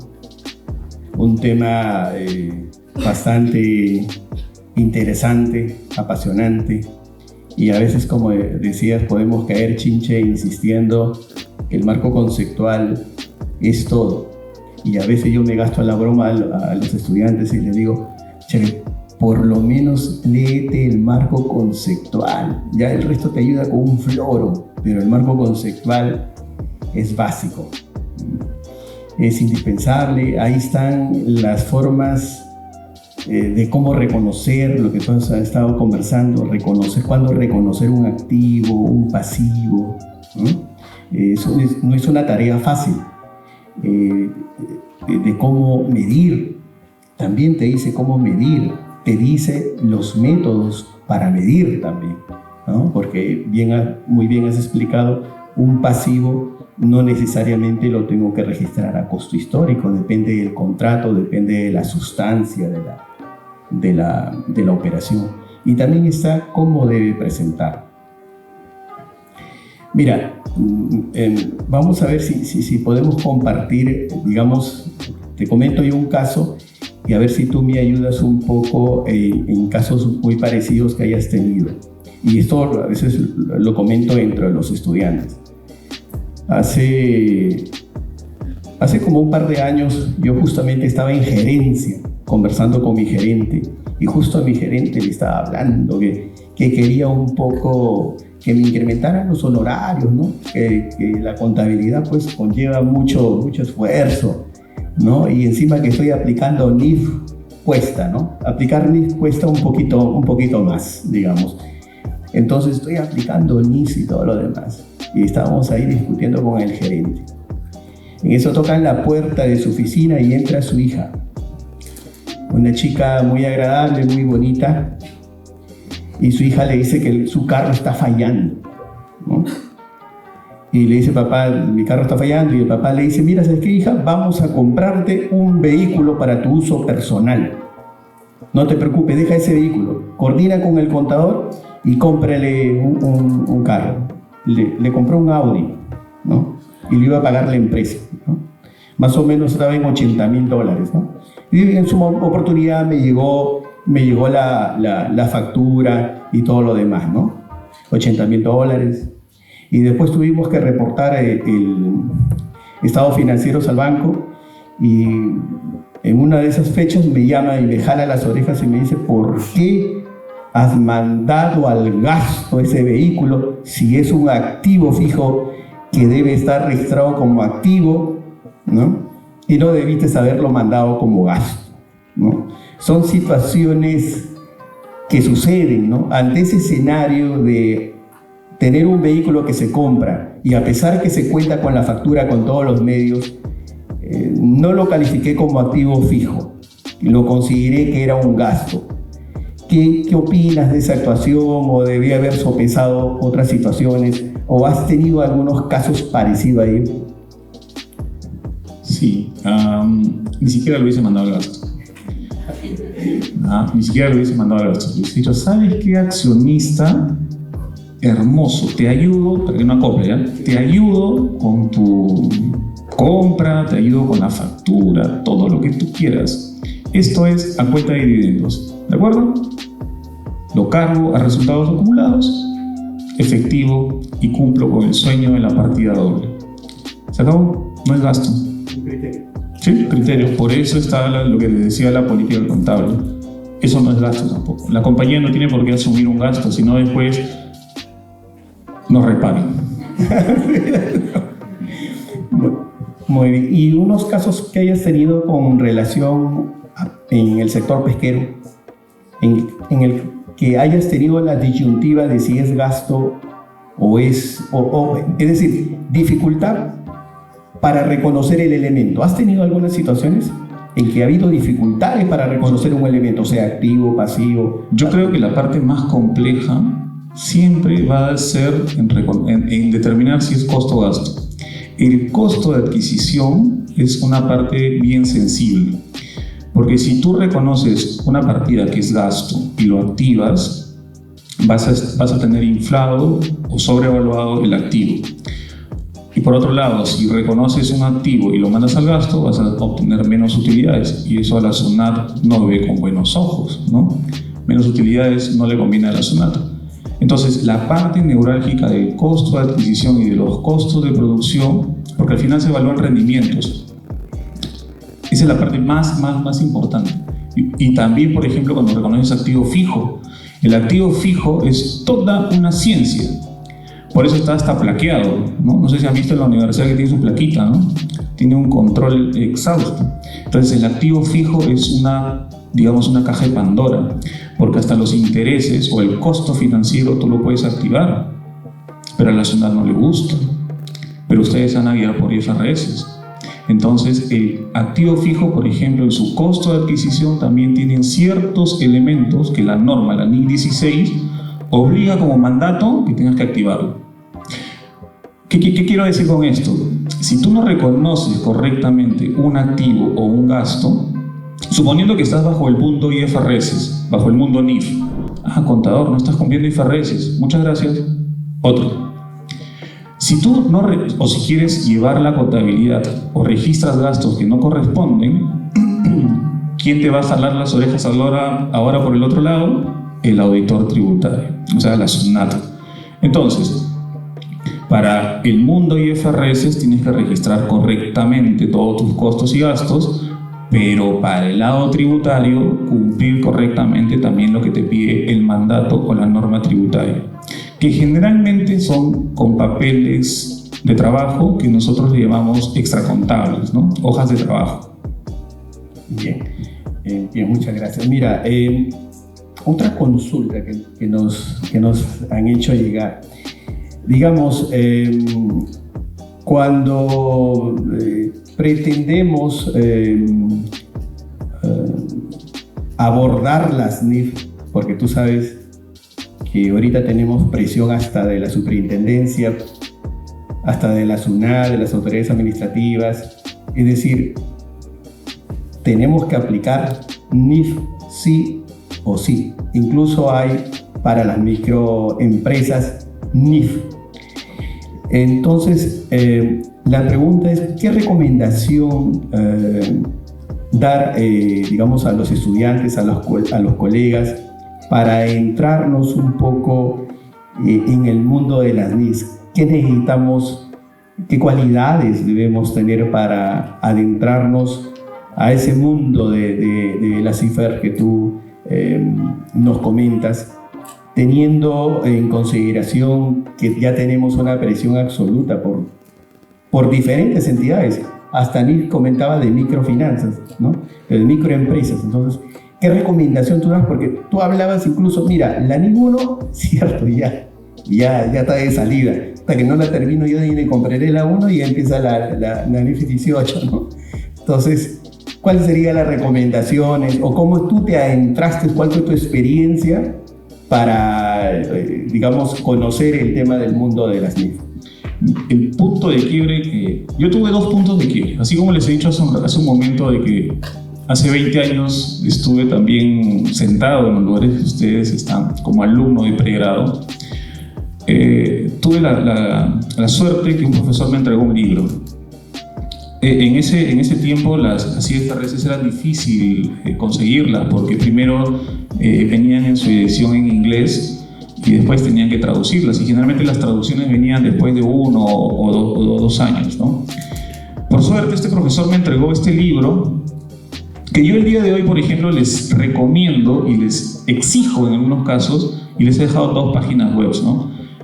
Ustedes tienen que tener la suficiente responsabilidad de que si no entienden o no leen el marco conceptual, no leen el mundo de IFRS, no leen las interpretaciones, cuando ustedes salgan de las aulas universitarias, así como ustedes se están preparando y están preparándose espectacularmente, afuera también hay otros tiburones que se están preparando igual que ustedes, van a competir con ustedes y van a hacer la misma cola que de repente tengan que hacer en la SUNAT.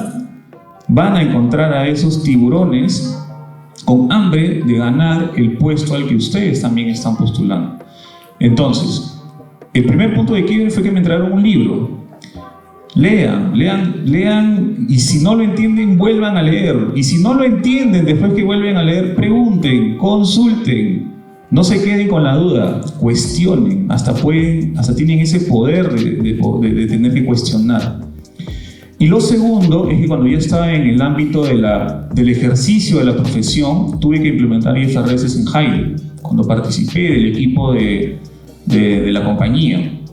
Y cuando participé del equipo de la compañía, tuve estas discrepancias con un auditor, ¿no? Con un auditor que nos estaba asesorando para poder hacer la implementación o realizar la implementación.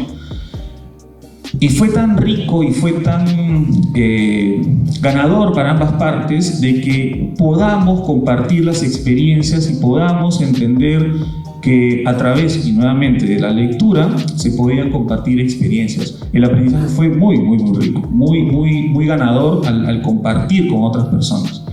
Entonces, ustedes, entiendo que tienen compañeros al costado, tienen amigos sobre los cuales pueden hacer lectura. Trabajen en equipo, lean juntos, compartan sus ideas, ¿no? Y al compartir sus ideas, seguro van a llegar también a un buen entendimiento. Y esa es una de las habilidades que necesitan ustedes también desarrollar: trabajo en equipo. ¿Cómo les gusta? Yo no sé por qué les gusta hacer trabajo solos. Cuando ustedes lleguen a la vida profesional, no van a trabajar solos. Ternuritas, hermosuras, niños e hijos de Dios, no van a trabajar solos. Y si van a trabajar solos, tal vez va a ser, no sé, un manicomio. Pero solos jamás. Bien, muchas gracias. Vamos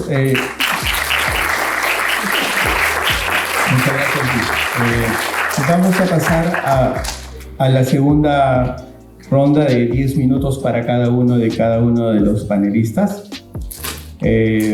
Vamos a dar inicio con la ingeniera Marilyn Ruiz, a efectos de que tiene 10 minutos para algunos comentarios adicionales que nos quisiera hacer respecto a alguna experiencia adicional o al comentarnos algunos productos que ofrece su banco denominado Mi Banco.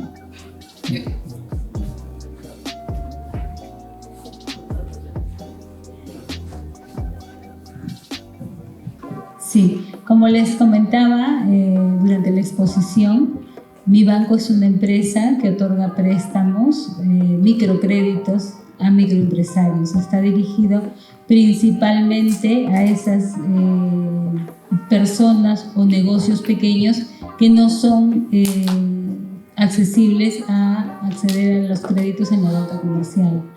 Bueno, como les comentaba, en mi experiencia he podido ver crecer a muchos microempresarios que gracias justamente a estos microcréditos han podido sacar adelante a sus familias, ¿no? Y de esta manera permitir un crecimiento económico en su familia y también contribuir al crecimiento económico del país.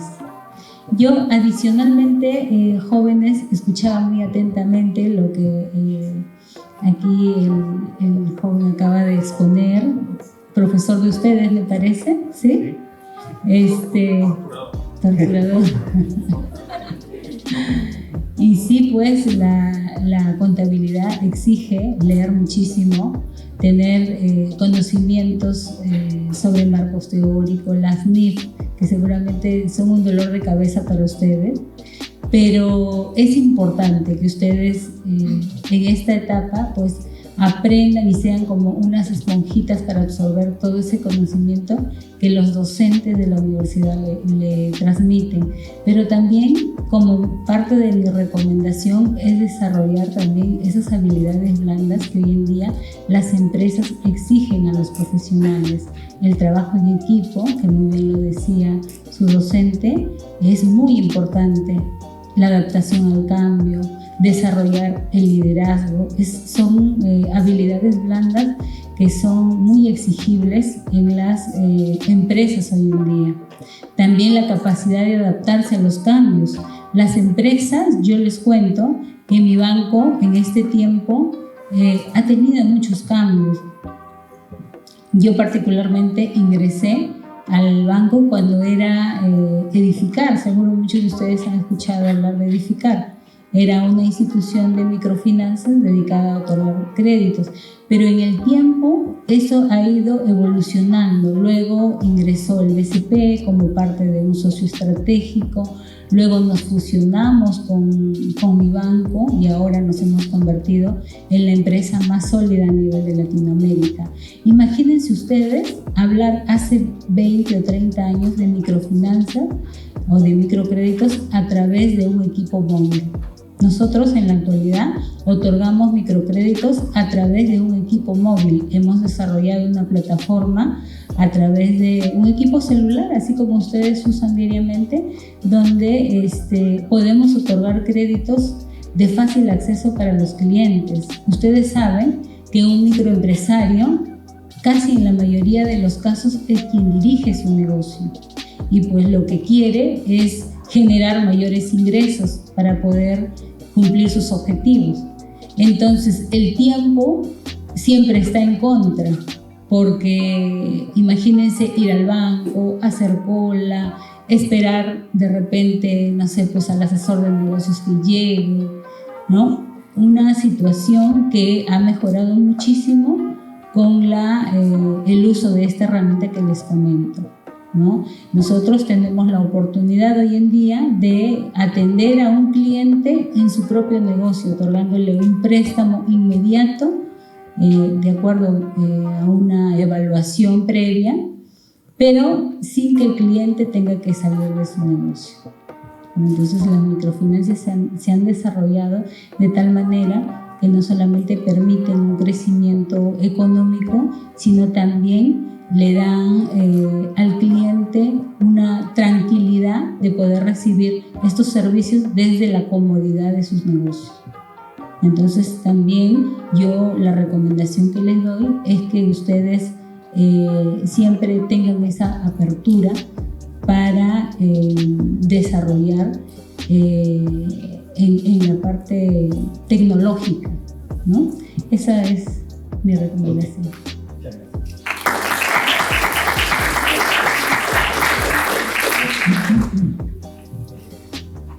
A ver, doctor Saí, vamos a conversar unos 10 minutos tenemos, doctor Saí. Le voy a robar un minutito de sus 10 minutos. Sobre responsabilidad solidaria que el doctor nos había estado explicando, ¿no? Implica, usted indicaba de que la deuda de la empresa podría pagarla el representante general, ¿no? O el gerente, podría ser posible. Cuando se termina, por ejemplo, un procedimiento de fiscalización, ¿no? Y la revientan a la empresa, le sacan una deuda tremenda, le hacen embargos y todo lo demás, entonces la empresa se queda así, quietita, porque ya no puede hacer nada, no puede recibir cobros y nada, y todo lo tiene que hacer de manera sumergida. Es decir, fíjense, la empresa tenía mercadería, la empresa tenía a lo mejor cuentas por cobrar, tenía activos fijos en la empresa. ¿Y qué es lo que tiene que hacerlo? Prácticamente la mercadería lo vendes de manera sumergida a través de otras personas. Sin embargo, el estado financiero se va a quedar quietito. Entonces la empresa ya no queda nada en la empresa, simplemente queda el balance de papel, ¿no es cierto? Pero sin embargo en las cuentas ahí dicen que hay importes. Entonces pasa un año, la empresa está desactivada, pasa 2 años, pasa 3 años y el estado financiero sigue con esas cuentas. Y de un momento a otro notifica nuevamente SUNAT y le dice: mira, gerente, esa mercadería que tú dices que está en tu balance, quiero que me la exhibas. Entonces la pregunta es, ¿qué consecuencias podría haber de esa medida, de esa solicitud del ejecutor coactivo? ¿Podría haber responsabilidad solidaria ahí? Es una consulta personal, creo. No, para nada. Te paso el recibo más tarde. Esa asesoría privada ya se quiere evitar el honorar. Tengamos en cuenta algo, ¿sí? El ejecutor coactivo es el que aparece después de que pasó la fiscalización. Entonces, quien determina la deuda es el auditor. Es el procedimiento de fiscalización. El ejecutor coactivo lo que hace es cobrar. Y por lo tanto, para establecer responsabilidad solidaria, también lo va a hacer un procedimiento de fiscalización. En ese procedimiento de fiscalización, el auditor tiene que atribuirle, imputarle al gerente ciertas conductas. Y si esas conductas están en el Código Tributario, recién habrá responsabilidad solidaria. Ahora, al tema concreto. Si un estado financiero ya no tiene la realidad, solamente está en números, yo te preguntaría, ¿quién tiene responsabilidad ahí? ¿El contador? ¿El gerente? Porque eso más iría a una responsabilidad penal más que a una responsabilidad administrativa o tributaria, porque se estaría mostrando un estado financiero que ya no es real, ¿cierto? Por lo tanto, uno cuando hace la conciliación, alguito el marco conceptual he leído, y es gran verdad lo que usted dice, decir, basta, no basta, es el inicio del tema contable. Siendo abogado. Es que no tengo opción, tenía que aprender. No fue porque quería.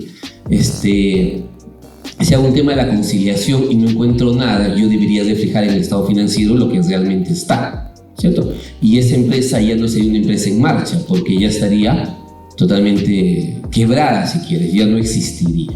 Por lo tanto, creo que más linda hace una responsabilidad penal más que hace un tema tributario o de responsabilidad solidaria. Ok, continúa. Te paso, sí. De hecho, sí. Un poco, chicos, a ver, partiendo con la señorita, con su profesor, si no leen, hay un gran problema en sus vidas, ¿sí? Yo soy abogado, como bien han dicho, también soy técnico contable, no me alcanzó el tiempo para estudiar contabilidad y pues un poco revisar el marco conceptual y de ahí un poco me defiendo. Pero cuando comencé a ver el tema de las NICs y las NIFs, yo dije, y este es otro mundo. Y si uno no comienza a leer y no te haces ese bendito vicio de la lectura, no van a llegar muy lejos en ese. Una de las preguntas que a veces hacemos cuando hacemos captación de personal en la corporación es ¿por qué quieres practicar o por qué quieres trabajar con nosotros? Y la mayoría de las respuestas que escuchamos es porque queremos aprender. Y yo les digo, disculpa, si vienes a aprender a la empresa, entonces vienes a pagarme, porque te voy a enseñar. No, usted nos va a pagar. ¿Qué te voy a pagar? ¿Tu tiempo? Hoy ya no se paga tiempo, se paga conocimiento. Si tú no tienes conocimiento que brindarme, lo que quieres es darme tiempo, pues yo quiero conocimiento. Yo quiero que me hagas algo en media hora, lo que antes se demoraban tal vez 10, 15 horas. El conocimiento es lo que te van a pagar. Y ese conocimiento que te van a pagar está dado por lo que tú has aprendido. Tanto en el tema teórico, que es recontra importante. Para mí está mal lo que dicen que en la universidad no se aprende. En la universidad se aprende la parte teórica, que después la tienes que llevar a la práctica, pero no puedes hacer práctica sin teoría, es imposible, porque te conviertes en un zombie, solamente ejecutas sin saber el porqué. El porqué te da la parte teórica. Así que tenemos que leer. Si no nos gusta, no importa, se tiene que leer. Y es la única forma de comenzar a crecer. Y como bien decía señorita, no solamente un tema de conocimientos duros, sino también el tema de habilidades, ¿no? Libros también que tengan que ver con desarrollo personal. Si una persona no tiene una meta, si una persona no tiene un sueño, si una persona no tiene un objetivo o no tiene un propósito, es bien difícil que llegue a algo en la vida. Así que comencemos a leer y sin parar, porque eso es algo que no va a parar hasta que cumplan los años que vayan a cumplir. La lectura es lo único que debemos tener como vicio y es el gran vicio que debemos ser.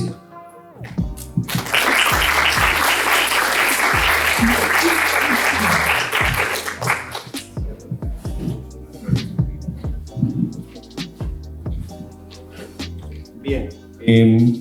Ahora nos toca, digamos, un poco finalizar con Luis González respecto a los 10 minutos que le vamos a dar, pero me agradaría mucho, justo que estamos comentando de que es una ardua tarea el tema de las NIF y que prácticamente estamos terminando una NIF y ya empieza ya la vigencia de otra y es un poco complicado. Mientras terminas de leer las NIF ya empezaron a cambiar.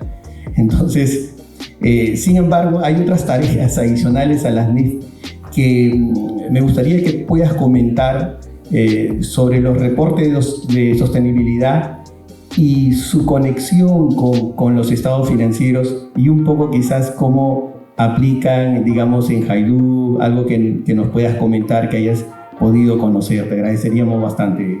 Okay, gracias. ¿Cuál ha sido el último libro que han leído? ¿Coquito? ¿O este libro de caligrafía, cómo se llamaba? Había otro de caligrafía, de Coquito era Baldor, no sé, el de matemática, ¿no? Bueno, tema aparte. La contabilidad es tan hermosa, es una ciencia y una pasión, le decía yo cuando estaba en el pregrado. Ese era nuestro eslogan de promoción. La contabilidad no solo es una ciencia, es una pasión, le llamábamos. Y nos sentíamos tan comprometidos con esta... Muy orgulloso de la promoción de la cual yo egresé de la Universidad Privada Antenor Rego, de UPAO en Trujillo. Éramos tan apasionados con la carrera que hasta nuestra promoción se llamó así.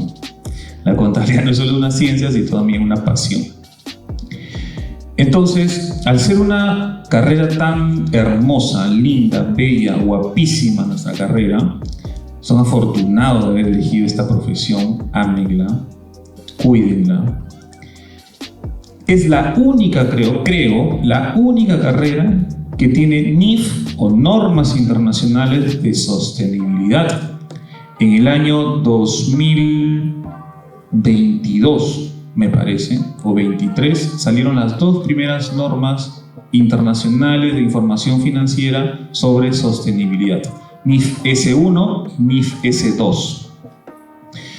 Y estas normas nos hablan de cómo se tiene que presentar la información sobre el efecto que la compañía tiene hacia sus stakeholders, o sea, hacia sus grupos de interés, ¿no? Hacia tu vecino, cómo te comportas como tu vecino, cuál es el efecto que tú tienes sobre el clima o qué grado de daño le puedes estar generando al clima y cómo tú remedias ese daño que estás generando. Entonces, por ejemplo, dentro de Haiduk, nosotros tenemos programas de sostenibilidad, programas en los cuales adecuamos nuestros sistemas de generación, no de generación de energía, sino sobre la cual, qué energía usamos, por ejemplo, para nuestros procesos productivos. Nosotros ya no usamos, por ejemplo, petróleo en la planta de Coshco. Nosotros usamos energía eléctrica o gas, recursos renovables que no generan impacto negativo en la comunidad.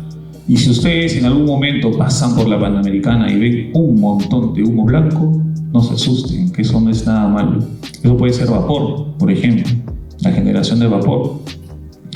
Entonces, en el transcurso de los años, las compañías vienen haciendo esas adecuaciones para eliminar el impacto negativo que tienen en su comunidad y también cómo generan desarrollo a la comunidad. Nosotros tenemos programas no solamente de sostenibilidad que tengan que ver con el cambio de un activo, sino también enseñarle a las personas cómo tienen que, por ejemplo, educarse. Hace poco hicimos una campaña en Coshco que tenía que ver con una biblioteca itinerante. Nos apoyamos del Centro Cultural Centenario para llevar libros hacia los niños y desde muy pequeños puedan cultivarse con este hábito de lectura. Y no tengamos que preguntar, por ejemplo, acá en este auditorio cuál ha sido el último libro que han leído, ¿no? Entonces, la sostenibilidad no significa donaciones, no significa otorgar limosna, significa que el negocio pueda ser sostenible y que exista economía circular, economía verde, ¿no? Economía que pueda recircular en nuestro entorno. ¿Ok? Por último, aparte del tema de sostenibilidad, les quería comentar de que cuando ustedes egresen, les decía hace un ratito de que van a encontrarse a otros tiburones, ¿no? Que van a competir con ustedes en la obtención de un puesto de trabajo, ¿no? Y cuando ustedes egresen, tienen que tener el siguiente objetivo, ¿no? El siguiente objetivo. Fíjense, por ejemplo, en algún funcionario, en algún profesor, en algún gerente, en algún puesto y serrúchenlo. Intenten serrucharlo. Como yo les decía en algunas clases, por favor, ustedes cuando egresen tienen que serrucharme. Ustedes tienen que ser mi serrucho. Y tengan en cuenta que ya ese concepto de habilidades blandas o competencias que se les llamaba y de las cuales hace 4 o 5 años yo llevé un curso también sobre eso, nuevamente ya se actualizó, ¿no? Ese tema de trabajar en equipo, liderazgo, que si bien es cierto son conceptos muy fuertes y que se aplican hoy en día, pero hace un año, por ejemplo, salieron las famosas Power Skills, habilidades de poder. ¿Qué poder tienen ustedes? ¿Qué poder van a desarrollar ustedes? Ustedes tienen poder actualmente sobre tu compañero, por ejemplo, ¿no? Sobre tu tóxico o tu tóxica. ¿Qué poder ustedes tienen que desarrollar o deben no solamente desarrollar, sino madurar, ¿no? Porque el que tiene poder tiene mucho control. Ustedes tienen que saber manejarlo de manera positiva, claro está, ¿no? No quiero llevarles frutas, ¿no? A cambio puente, ¿no? Muchas gracias.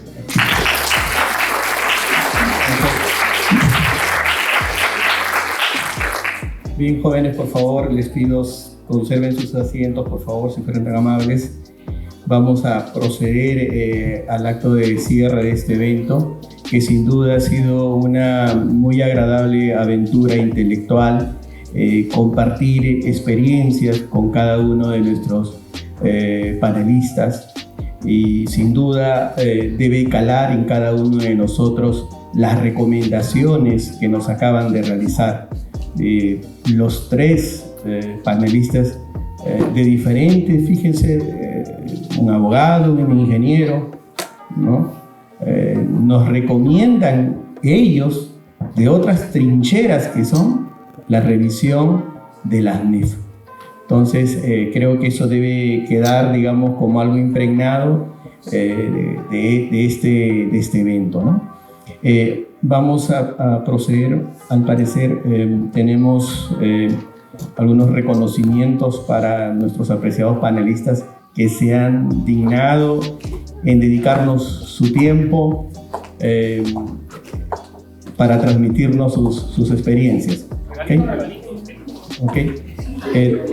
Tenemos un certificado de reconocimiento que se le otorga a Luis González Espejo por participar como panelista en el conversatorio de nuevas experiencias contables y tributarias, organizado por la Escuela Profesional de Contabilidad. Por favor, justo para el foto. Gracias.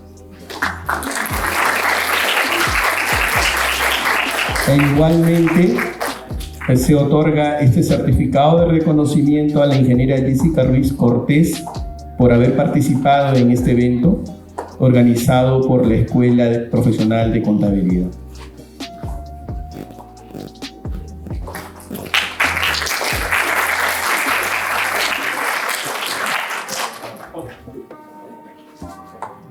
Y también se otorga un certificado de reconocimiento otorgado a Said Trujillo Ripamonti, un apasionado intelectual a quien recomiendo seguir por redes sociales cada miércoles.